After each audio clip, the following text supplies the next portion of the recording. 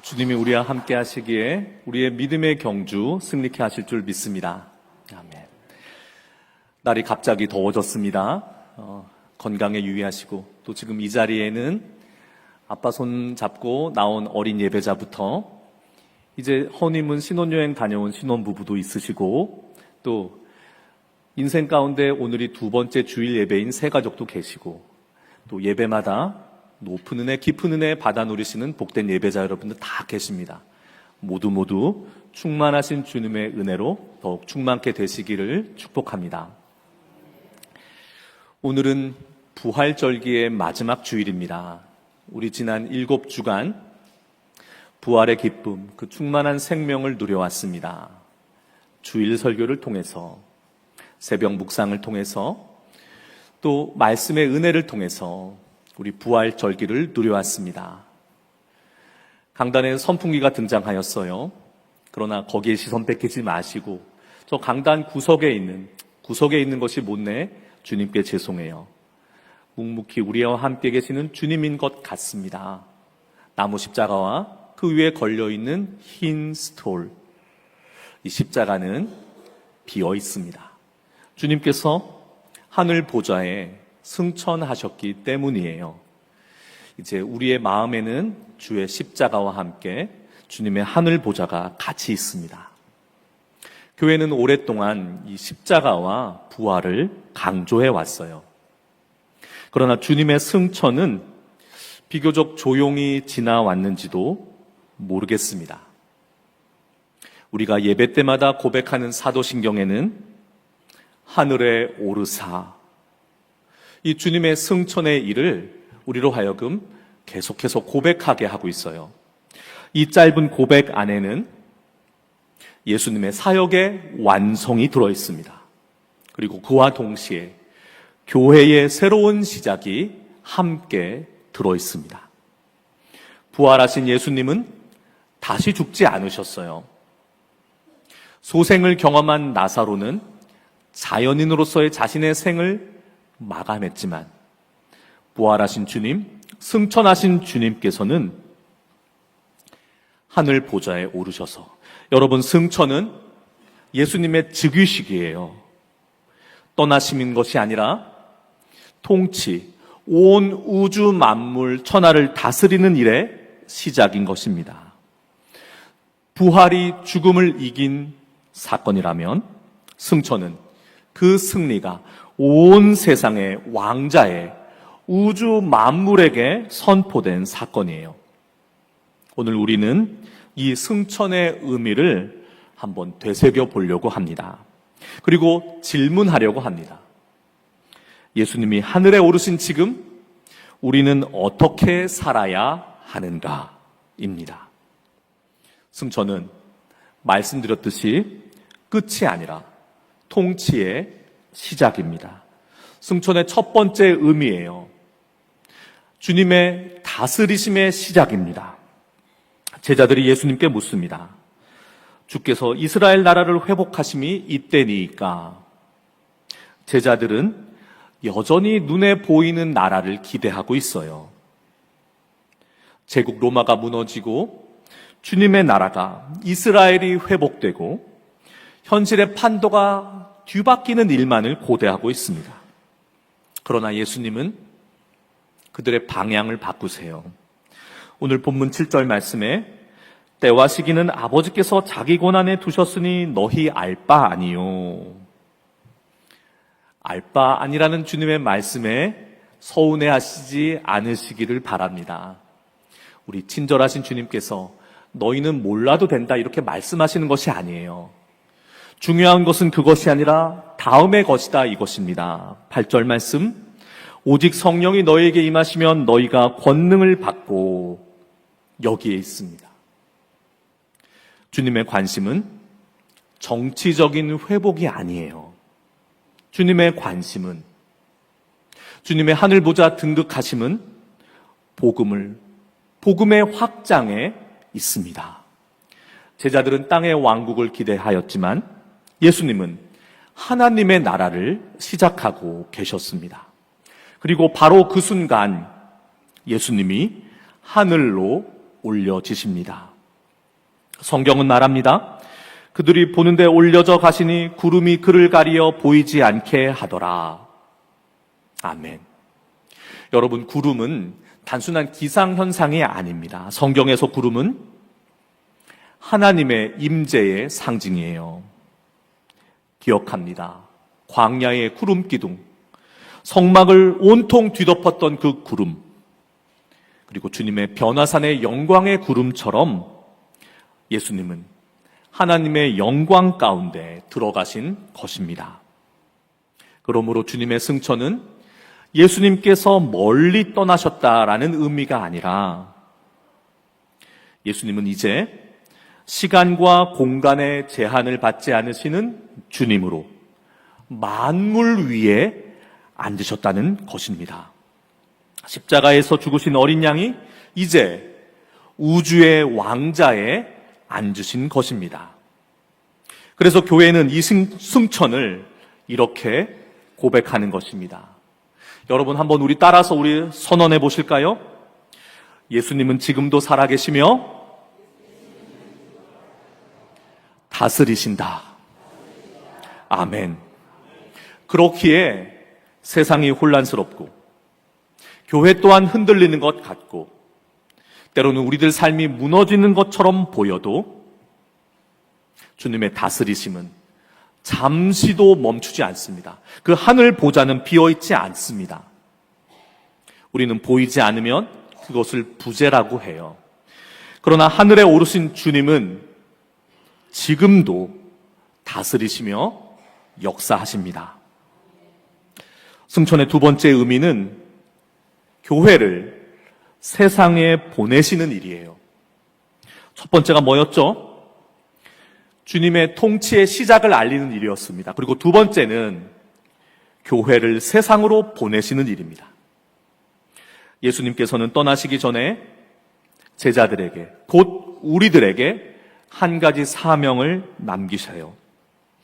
예루살렘과 온 유대와 사마리아와 땅끝까지 이르러 내 증인이 되리라.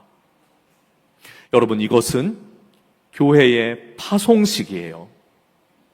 이제 교회는 예수님의 몸인, 주님의 몸인 교회는 예수님의 손과 발이 되어서 우리의 삶 속으로, 세상 속으로 보내지게 되는 것입니다.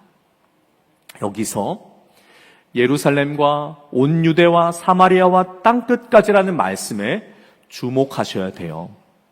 이것이 단순한 지리적인 순서를 가리킴이 아닙니다. 여러분, 이것은 은혜가 퍼져가는 방향이요, 하나님의 은혜의 방식이에요. 예수님은 제자들에게 갑자기 땅끝으로 뛰어가라고 말씀하지 않으셨어요. 너는 어디 그렇게 파송하시지 않으셨습니다. 먼저 예루살렘이 있었습니다. 예루살렘, 지금 그들이 살아가는 자리예요. 지금 우리가 살고 있는 삶의 자리입니다. 어디일까요? 가장 가까운 사람들, 매일 마주치는 얼굴들, 익숙해서 오히려 지나치기 쉬운 관계들이 예루살렘입니다. 그리고 그 다음이 유대와 사마리아예요. 조금 더 넓은 세계, 사마리아, 때로는 불편하고 낯선 사람들까지 포함하는 자리로 확장됩니다. 그 후에야 땅끝이 등장합니다. 여러분, 우리는 땅끝이라는 말에 신실하셔서 그래요. 충성스러워서 그렇습니다. 땅끝까지 복음 들고 선교사를 보내야지 귀한 마음입니다. 우리의 사명이에요. 그러나 저는 우리 교회가 땅끝까지 말씀의 증인들을, 복음의 증인들을 파송하는 교회 되기 원합니다. 그러나 그 시작은 예루살렘부터예요. 복음은 이렇게 퍼져갑니다. 마치 동심원을 그리듯 이루듯 내 삶의 중심에서 시작하여 바깥으로, 더 넓은 바깥으로, 마침내 땅끝까지. 그래서 진짜 선교는 가까운 사람을 외면한 채 먼 곳으로만 향하지 않습니다. 우리들 가정 안의 눈물을 지나친 채 세상의 눈물을 말할 수 없어요. 곁에 있는 사람을 사랑하지 못하면서 땅끝에 영혼을 위해 일한다는 것은 어쩌면 그저 낭만에 그치는 신앙일지 모릅니다. 예수님은 먼저 우리의 삶의 예루살렘을 바라보라 하십니다. 지금 내 곁에 있는 사람, 오랫동안 연락하지 못했던 가족, 교회 안에서 홀로 아파하는 성도, 그리고 매일 우리 곁을 스쳐 지나가는 이웃들.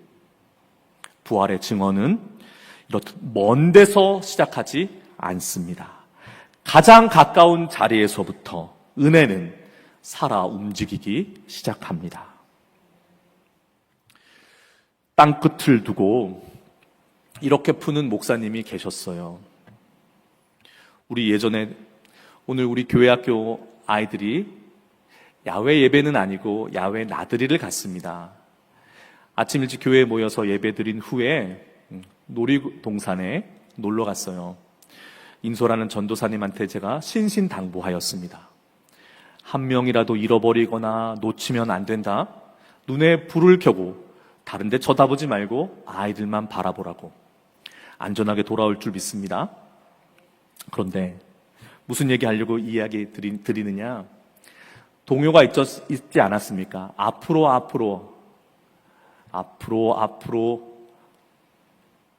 아폴로 그렇게 불렀다는 노래도 그런 유래도 있습니다.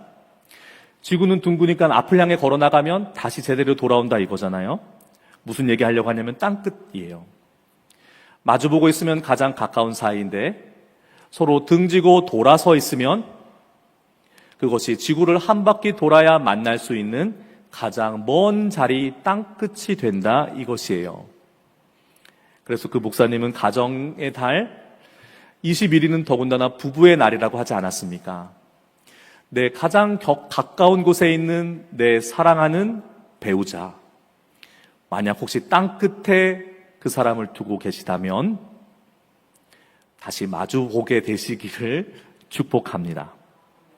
어쨌든 나로부터 시작된, 나의 중심으로부터 시작된 그 은혜가, 그 사랑이 결국은 나의 유대를 넘어 사마리아를 지나 마침내 땅끝까지 흘러가게 될 줄 믿습니다.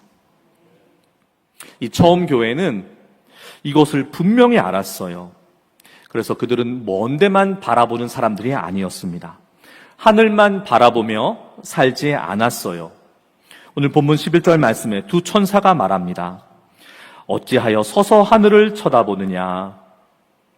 여러분, 이 말씀 우리 놓치기 쉬워요. 그러나 굉장히 중요한 말씀이에요. 신앙은 하늘만 바라보는 신앙, 현실 도피의 신앙이 아니라는 것입니다. 우리 하늘만 바라보게 되면 땅에서의 사명을 잃어버리기 쉬워요. 어느새 우리 신앙의 모습 속에 이 성속 이원론적인 신앙이 자리 잡고 있어요. 분별하고 구별되어야 하지만 삶과 자신의 삶을 거룩하게 해야 하는데 자신의 삶은 그러하지 못하면서 거룩한 곳만을, 그 시간만을 사모하는 마음이 우리 속에 있습니다. 여러분, 회복되기를 바랍니다. 주일 예배, 거룩한 예배, 행복한 예배자가 되셔서 이곳에서 우리를 거룩하게 하시는 하나님을, 그 하나님의 은혜를 만나시고 충만히 체험 받으시고 보내신, 파송하시는 삶의 자리 그 예루살렘으로 나아가셔서 그곳을 거룩하게 하시는 겁니다. 여러분, 우리 안에 단순히 성전 중심의 신앙이 아니라 삶의 리듬에 있어서 이 거룩하고 복된 리듬이 회복되기를 축복합니다. 승천신앙이 바로 이것이에요. 세상을 떠나는 현실 도피적인 신앙이 아니라 다시금 세상 속으로 보내심을 받는 신앙입니다. 예수님은 하늘로 올라가셨지만 교회는 세상으로 보내심을 받았습니다. 아픈 사람들 곁으로, 눈물 흘리는 이웃들의 곁으로, 절망하는 청년들 곁으로, 이 시대의 청년들 얼마나 힘듭니까? 그리고 외로운 노인들 곁으로, 그리고 상처 입은 도시의 한복판으로, 여러분, 교회가 있을 자리는 바로 그 자리입니다. 승천 이후 교회는 건물이 아닙니다. 교회는 살아있는, 움직이는 주님의 몸이 되었어요. 그래서 주님의 승천은 우리의 교회됨을, 교회의 사명을 다시금 흔들어 깨우는 사건입니다. 주님은 오늘도 동일하게 우리에게 말씀하세요. 이제 너희들 잘해라. 오직 성령이 임하시면, 오직 성령이 너희에게 임하시면 너희가 권능을 받고, 아멘. 우리에게 주시는 말씀이에요. 예루살렘과 온 유대와 사마리아와 땅끝까지 이르러 여러분 따라하십시오. 내 증인이 되리라. 여러분, 우리는 증인이에요. 이제는 우리 차례란 말씀입니다. 주님은 오늘도 그렇게 우리에게 말씀하고 계십니다. 그것이 우리의 복임을 믿습니다. 오늘 본문의 마지막 장면은 참으로 조용해요. 주님이 하늘로 오르시고 천사가 말을 하고 그 영광 중에 들어가시는 주님은 그 하늘 보좌에 오르심을 보았던 사람들이 흥분하지 않습니다. 조용히 예루살렘으로 돌아갑니다. 그리고 모여서 기도합니다. 승천의 세 번째 의미는 승천 이후의 시간, 바로 우리들이 지나고 있는 시간입니다. 이 시간은 기다림의 시간이라는 것입니다. 제자들이 예루살렘으로 돌아갑니다. 베드로도 있고 요한도 있고 마리아도 있고 예수님의 형제들도 있습니다. 한때 도망쳤던 사람들, 흩어졌던 사람들, 그러나 이제 다시 함께 모였습니다. 그들이 무엇을 합니까? 기도합니다. 기다립니다. 성령을 기다립니다. 우리의 부활절기의 마지막이 이제 기다림으로 끝나게 됩니다. 우리는 기다림을 참 어려워해요. 왜냐하면 우리들 인간의 본능은 본능적으로 손에 움켜쥐고 싶어 하기 때문이에요. 붙들고 싶어 합니다. 확인하고 싶어 해요. 내 손 안에 있다는 것을 확인하고 싶어 해요. 그러나 기다림은 그렇지 않습니다. 기다림은 빈손이에요. 그래서 기다림은 힘든 것입니다. 우리 7주간의 부활절기를 지내며 참으로 그 어느 해 부활절기보다 부활의 은혜로 생명으로 충만한 복된 계절을 보냈어요. 부활의 빛으로 매일 아침마다 새벽마다 창세기 말씀을 읽었습니다. 아브라함과 이삭과 야곱과 요셉의 이야기를 읽었어요. 문득 질문이 들었습니다. 창세기, 태초에 하나님이 천지를 창조하시느라는 그 위대한 그 장엄한 선언으로 시작한 창세기. 그런데 부활의 빛으로 창세기를 다시 보았더니 왜 아브라함의 이야기와 이삭과 야곱의 요셉의 그 인생의 이야기가 창세기 안에 담겨 있느냐라는 질문을 떠오르게 되었어요. 여러분, 그렇게 생각해 보신 적 있으십니까? 창세기 안에 족장들이라고 하지만 그 거룩한 계보라고 하지만 왜 사람들의 인생의 이야기가 기록되어 있을까? 부활의 빛으로 그들을 보았더니, 그 본문을 바라보았더니 우리에게 새롭게 비추이는 은혜가 있었습니다. 여러분, 하나님의 창조는, 그 창조의 사역은 태초에 단 한 번으로 끝나는 것이 아니라 당신의 사람들을 통하여서 그 사람들을 새롭게 빚으심으로 날마다 새롭게 하시는 새 창조의 사역이라는 것입니다. 여러분, 부활은 바로 하나님의 그 새롭게 하시는 새 창조의 일이라는 것을 우리는 새로이 발견하였어요. 아브라함이 달라집니다. 이삭과 야곱이 달라집니다. 요셉이 달라집니다. 그들은 하나님의 손에 이끌려 새롭게 창조되고 있었던 것입니다. 그러기에 그 말씀이 우리에게 주어졌다는 것은, 우리가 부활의 생명 안에, 능력 안에 살아간다는 것은 날마다 우리를 새롭게 창조하시는 그 하나님의 은혜의 손 안에 붙들려 산다는 것이에요. 오늘 아침 본문이었습니다. 창세기 43장의 본문이었습니다. 온 천하에 기근이 들었어요. 요셉은 미리 보내임을 받았습니다. 구덩이에 빠졌지만, 억울하게 노예로 팔려갔지만, 더 억울하게 옥에 갇히었지만 하나님은 그를 준비시키고 계셨어요. 요셉의 이야기입니다. 마침내 그가 1인지하 만인지상의 자리에 올랐을 때 그는 기근을 대비하였습니다. 그 기근이 일자 곡식이 있는 풍요로운 곳에 야곱과 형제들이 찾아올 수밖에 없는 상황이 되었어요. 요셉은 그렇게 고백합니다. 이 일은 하나님이 정하심이라. 하나님이 속히 행하리니. 당신들은 나를 버렸지만 하나님은 이를 선하게 바꾸셨습니다. 고백합니다. 그런데 그때 야곱에게 고민거리가 있었어요. 아직 그들은 요셉이 애굽의 재상인 줄 몰라요. 조건을 걸었던 겁니다. 베냐민을 인질로 보내라. 야곱은 베냐민을 잃고 싶지 않았어요. 왜? 이미 사랑하는 아들 요셉을 한 번 잃어본 적이 있는 아비입니다. 그러나 양식이 떨어져 가고 가족은 다시 애굽으로 내려가야 했고 결국 야곱은 가장 붙들고 싶었던 그 아들 베냐민을 보내야 했습니다. 이 말씀이 오늘 본문과 어떻게 연결될까요? 여러분, 말씀은 참 신묘막측해요. 그래서 우리는 살아있다 고백하는 겁니다. 그 말씀이 우리에게 말씀하신다 믿는 것입니다. 제자들은 예수님을 붙들고 싶어 하였을 것입니다. 놓지 않고 싶었어요. 이미 십자가에서 달리우실 때 한 번의 이별을 그 뼈저린 눈물로 이별하였지 않습니까? 부활하신 주님이 다시 찾아오셨을 때 얼마나 기뻤겠습니까? 그러나 그 주님께서 다시 하늘에 오르십니다. 그러나 제자들은 이것을 보게 됩니다. 주님의 떠나심은 더 넓게, 더 깊이 임하시기 위한 것이라는 것을요. 이제 예수님은 자신들 곁에만, 예루살렘 한 장소에만 머무시는 분이 아니라 성령 안에서 모든 시대와 모든 사람들 속에 함께 거하시는 하나님으로 하늘에 오르신 것입니다. 여러분, 신앙은 잘 붙드는 기술이 아니에요.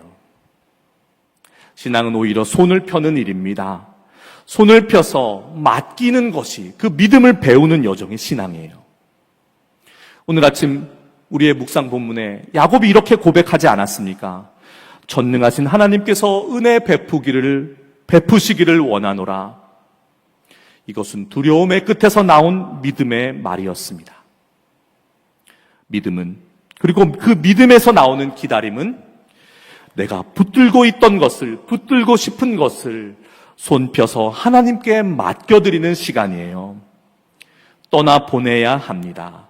놓아 보내야 합니다. 그러나 그것이야말로 하나님의 다음 은혜를 만나게 하는 복된 일입니다. 기다림은 무기력한 시간이 아니에요. 성경의 기다림은 믿음의 다른 이름입니다. 아무 일도 없는 시간이 아니라 하나님께서 일하시기를 비워드리는 시간이에요. 비워야 체험받습니다. 비워야 하나님께서 일하십니다. 생각해 보십시오. 처음 교회가 프로그램으로 시작되었습니까? 성장 전략으로 시작되지 않았습니다. 그들은 기도로 시작하였습니다. 기도는 무엇입니까? 비워내는 일입니다. 하나님의 뜻대로 이루시옵소서 하기 위해서 내 뜻을 비워내는 일이에요. 기다림입니다. 그러한 하나님 앞에 기다림으로 무릎 꿇는 사람들 위해 약속하신 성령께서 임하셨습니다. 오늘 우리에게도 마찬가지입니다. 우리는 너무 빨리 결과를 원합니다. 너무 빨리 열매를 원해요. 너무 빨리 회복되기를 기다립니다. 그러나 하나님은 우리를 기다리게 하십니다. 그 기다림의 시간을 통과하게 하세요. 야곱이 빚어졌듯이, 요셉이 새롭게 빚어졌듯이 그 빚어짐의 시간을 우리로 하여금 지나가게 하십니다. 그리고 그 기다림의 시간을 통과한 사람은 더 이상 자기 힘을 의지하지 않아요. 자기의 애씀과 노력과 자원과 능력을 의지하지 않아요.